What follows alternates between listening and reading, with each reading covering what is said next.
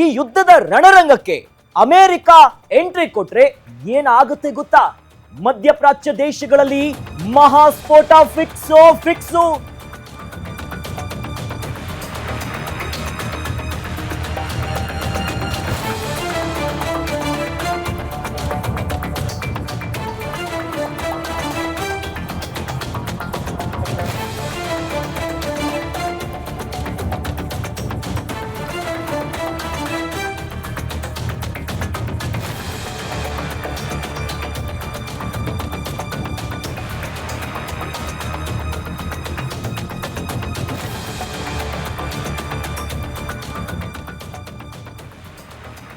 Israel ಮತ್ತು Iran ನಡುವಿನ ಈ ಮಹಾ ಯುದ್ಧ ಏನಿದೆಯಲ್ಲ, ಈ ರಣರಂಗಕ್ಕೆ ಅಮೆರಿಕ ಎಂಟ್ರಿ ಕೊಟ್ರೆ ಏನಾಗುತ್ತೆ ಗೊತ್ತಾ?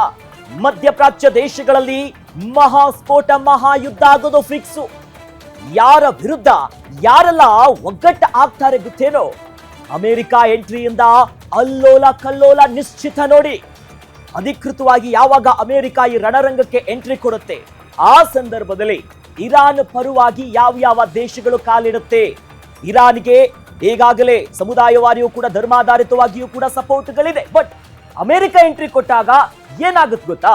ಇಸ್ರೇಲ್ ಮತ್ತು ಇರಾನ್ನ ಮೀರಿ ಮಧ್ಯಪ್ರಾಚ್ಯದಲ್ಲಿ ಮಹಾಯುದ್ಧಕ್ಕೆ ಸಾಕ್ಷಿಯಾಗುತ್ತೆ. ಈಗಾಗಲೇ ಧಗಧಗಿಸ್ತಾ ಇದೆ.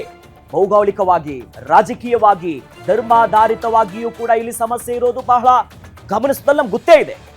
ಇಸ್ರೇಲ್ ಮತ್ತು ಇರಾನ್ ಈ ಮಹಾಯುದ್ಧದಲ್ಲಿ ಲೆಬನಾನ್, ಸಿರಿಯಾ, ಇರಾಕ್, ಯಮಾನ್ನಲ್ಲಿ ಯುದ್ಧದ ವಾತಾವರಣ ಶುರುವಾಗಿಬಿಡುತ್ತೆ. ಯಾಕಂದ್ರೆ ನಾವೊಂದ್ ಕಡೆ ಇಸ್ರೇಲ್ ಗಮನಿಸ್ತಾ ಹೋಗೋದಾದ್ರೆ ಇಸ್ರೇಲ್ನ ಅಕ್ಕಪಕ್ಕ ಇರೋದು, ಇರಾನ್ ನಡುವೆ ಇರಾಕ್ ಕೂಡ ಇದೆ. ಈ ಎಲ್ಲ ದೇಶಗಳಲ್ಲೂ ಕೂಡ ಮಹತ್ವದವಾಗಿರುವಂತಹ ಒಂದು ಯುದ್ಧದ ವಾತಾವರಣ ಬರುತ್ತೆ. ಯಾಕಂದ್ರೆ ಈಗಾಗಲೇ ಇರಾನ್ ಇರೋದು ಶಿಯಾ ಧರ್ಮದ ಮುಸ್ಲಿಂ ಸಮುದಾಯ ಇರುವಂಥದ್ದು. ಬಟ್ ಅಲ್ಲಿ ಈ ಕಡೆ ಗಮನಿಸ್ತಾ ಹೋಗ್ತಾ ಇದ್ರೆ ಅಲ್ಲಿ ಬಹಳ ಪ್ರಮುಖವಾಗಿ ನಾವು ನೋಡೋದು ಸುನ್ನಿ ಸಮುದಾಯ ಇದೆ. ಮುಸ್ಲಿಂ ಅಲ್ಲಿ ಶಿಯಾ ಮತ್ತು ಸುನ್ನಿ ಎರಡೆರಡು ವಿಭಿನ್ನವಾಗಿರುವಂತದ್ದಿದೆ. ಅಲ್ಲೂ ಕೂಡ ಅನೇಕ ಧರ್ಮಾಧಾರಿತ ಚಿಂತನೆಗಳಿದೆ. ಹೀಗಾಗಿ ಪರ್ಷಿಯನ್ ಕೊಯ್ಲಿಯಿಂದ ಬರುವಂತ ತೈಲದ ಮೇಲೂ ಕೂಡ, ಕ್ರೂಡ್ ಆಯಿಲ್ ಮೇಲೆ ಎಫೆಕ್ಟ್ ಆಗುತ್ತೆ. ವಿಶ್ವದಲ್ಲಿ ಪೆಟ್ರೋಲ್ ಮತ್ತು ಡೀಸೆಲ್ ದರ ಹೆಚ್ಚಾಗುತ್ತೆ. ಚೀನಾ ಮತ್ತು ರಷ್ಯಾ ಏನಿದೆಯಲ್ಲ, ಇರಾನ್ಗೆ ಸಪೋರ್ಟ್ ಮಾಡುವ ಎಲ್ಲ ಸಾಧ್ಯತೆಗಳಿದೆ.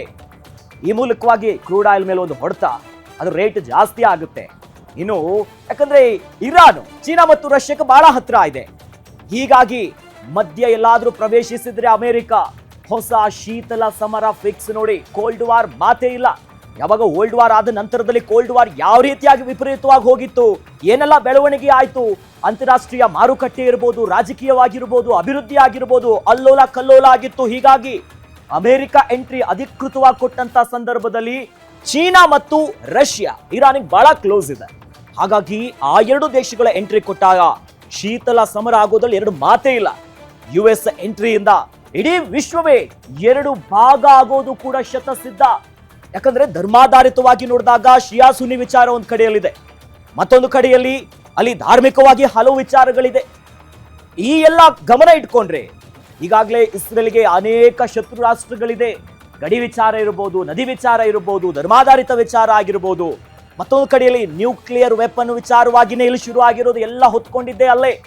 ಯಾವಾಗ ಯುರೇನಿಯಂ ಅನ್ನ ಅತಿ ಹೆಚ್ಚಾಗಿ ಸಂಗ್ರಹಿಸ್ತಾರೆ, ನ್ಯೂಕ್ಲಿಯರ್ ಪವರ್ ಪ್ಲಾಂಟ್ ಅನ್ನ ಆರಂಭಿಸ್ತಾರೆ, ಅಂಡರ್ ಗ್ರೌಂಡ್ ಅಲ್ಲಿ ಯಾವಾಗ ಕ್ರಿಯೇಟ್ ಮಾಡ್ತಾರೆ ಆಗ್ಲೇ ಎಚ್ಚರಿಕೆ ಕೊಡ್ತಾರೆ. ಹಿಂದಿನಿಂದಲೂ ಇತ್ತು, ಈಗ ಅದರ ತೀವ್ರ ಸ್ವರೂಪ ಪಡ್ಕೊಂಡಿರೋದು. ಈ ಸಂದರ್ಭದಲ್ಲಿ ಮಿಡಲ್ ಈಸ್ಟ್ ಹೊತ್ತಿ ಉರಿಯುತ್ತೆ.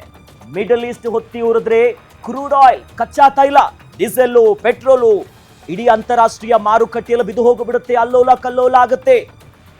ಸ್ಟ್ರೈಟ್ ಹಾರ್ಮುಜ್ ಇರ್ಬೋದು, ರೆಡ್ ಸಿ ಇರ್ಬೋದು, ಮೆಡಿಟೇರಿಯನ್ ಸಿ ಇರ್ಬೋದು, ಅತಿ ಹೆಚ್ಚು ಎಲ್ಲಾ ರೀತಿಯಾದಂತ ವಹಿವಾಟು, ಸರಕು ಸಾಗಣೆ ನಡೆಯುವಂತ ಪ್ರದೇಶ ಇದು.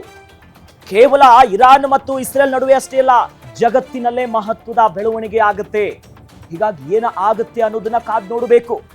ಮತ್ತೊಂದು ಕಡೆಯಲ್ಲಿ ಈಗಾಗಲೇ ಆ ವಿಧ್ವಂಸಕ ಅಸ್ತ್ರಕ್ಕಾಗಿನೇ ಅಮೆರಿಕಕ್ಕೆ ಮೊರೆ ಇಡ್ತಾ ಇದೆ ಇಸ್ರೇಲ್.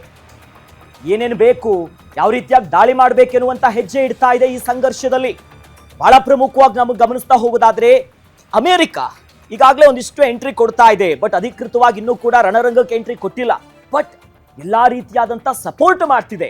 ಶಸ್ತ್ರಾಸ್ತ್ರಗಳು ಬೇಕಾ, ಇಂಧನ ಪೂರೈಕೆ ಮಾಡಬೇಕಾ, ಗಾಳಿಯಲ್ಲೇ ವಿಮಾನಕ್ಕೆ ಯಾವ ರೀತಿಯಾಗಿ ಇಂಧನ ಪೂರೈಕೆ ಮಾಡಬೇಕು ಅನ್ನೋ ವಿಚಾರಕ್ಕೂ ಕೂಡ ಸಪೋರ್ಟ್ ಮಾಡ್ತಿದೆ. ಹೀಗಾಗಿನೇ ಮೇಜರ್ ಆಗಿ ಗಮನಿಸೋದು ಅಲ್ಲಿರುವಂತಹ ನ್ಯೂಕ್ಲಿಯರ್ ವೆಪನ್ಗೆ.